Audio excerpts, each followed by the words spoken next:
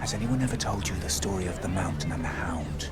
Most people remember the Hound as muscle, the scar, the sword, the contempt, Joffrey's dog with a vicious mouth and a bigger swing. But that read is too small because Sandor Clegane doesn't just move through the story as violence. He keeps showing up at the exact moments where somebody loses the softer version of the world. Sansa stops believing in songs, Arya stops seeing survival as something clean, and by the time it's over, a man most people treat like background muscle has changed more lives than people give him credit for. That's why he was never just the Hound.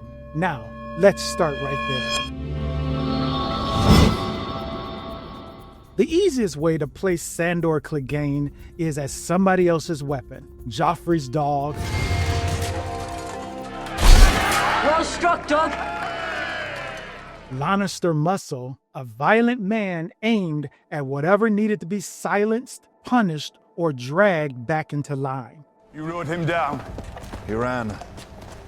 Not very fast. But that is not the whole piece, because Sandor does something more important than serve power. He exposes it. He sees what the court really is. He sees what knights really are. He sees what princes become when nobody can check them, and he strips the shine off the board. That is why Sansa comes first, because Sansa gets the King's Landing still believing the polished version of the world. Princes are noble, knights are honorable, courtesy means safety. If she says the right thing, does the right thing, and behaves the right way, the room will eventually make sense. Sandor starts tearing that reed apart early.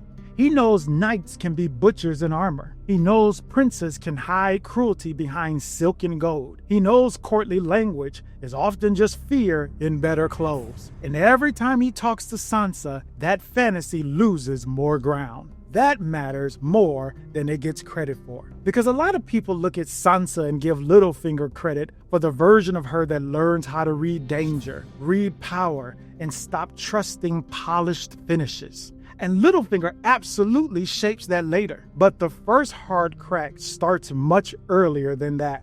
It starts when Sandor keeps forcing her to see what courtly language is hiding, what princes really are, and how useless the songs become once the board turns cruel. Save yourself some pain, girl. Give him what he wants. He is one of the first people in her orbit who makes the softer read impossible to keep. And once that illusion starts dying, Sansa starts changing with it. Not all at once. Not because Sandor alone remakes her, but because he is one of the first hard truths she cannot smooth over. One of the first pieces in the story that teaches her the realm has to be read as it is, not as she hoped it to be. That is not background work. That is Sandor helping shift one of the most important survivors on the board.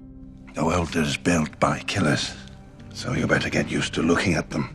Then Blackwater changes his own position. And this is the move that makes the rest of his story hit harder. Up until this point, he is still inside the machine. He sees the rot. He knows Joffrey is rotten. He knows the court is rotten, but he is still lending his violence to that structure, still helping the crown hold the room through fear. And then the city burns. The fire matters. The trauma matters. The panic matters. But the move that changes the board is what comes after. He walks. He leaves Joffrey. He leaves the court. He leaves the crown's service. That is not just a character beat. That is a board shift.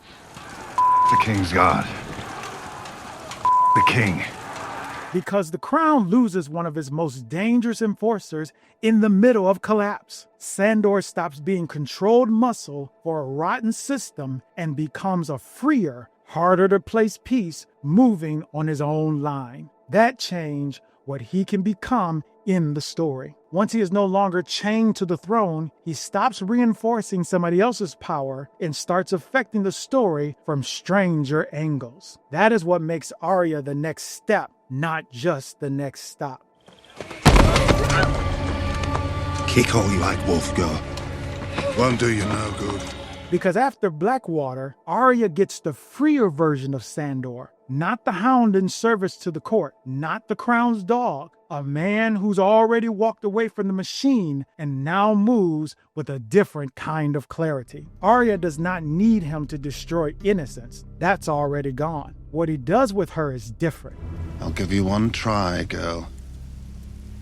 Kill me and you're free.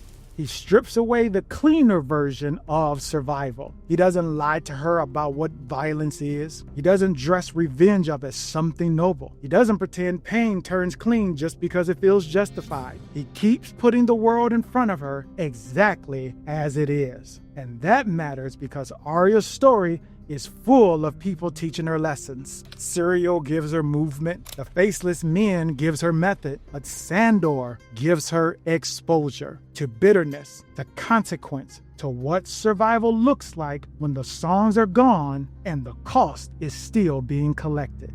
That road sharpens Arya into something harder, clearer, and much more dangerous. Again, not alone, but meaningfully. You're learning. Sandor does not just travel beside her. He helps shape the version of Arya that comes out the other side less romantic, less sentimental, and much better at reading what the world is actually asking of her. And then the story takes him back to the first wound, Sir Gregor. And this is where the arc closes the right way, because the mountain is not just his brother. The mountain is the original violence in Sandor's life, the first monster, the first lesson that power in this world can mean cruelty with full permission behind it. My brother gave me this. So when Sandor finally turns back towards him, it's not just spectacle. It's not just the fight people wanted to see. It is not just one more kill on the board. It is the closing move against the thing that made him.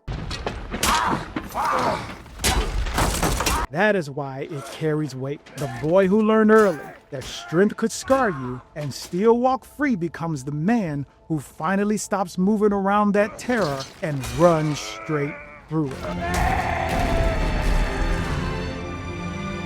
And that completes the read on him, because Sandor spends most of the story seeing clearly, but not knowing what to do with that clarity except get harder. But by the end, the clarity becomes direction. He still is what he is, rough, bitter, violent, but he is no longer just reacting to the pain that built him. He answers it. And once you pull all that together, Sandor stops reading like a memorable side character with great scenes, and he starts reading like one of the story's sharpest corrections. He is there when Sansa loses the song. He is there when the crown loses one of his most dangerous servants. He is there when Arya's survival gets stripped of its cleaner myths. He is there when old terror finally gets met head on.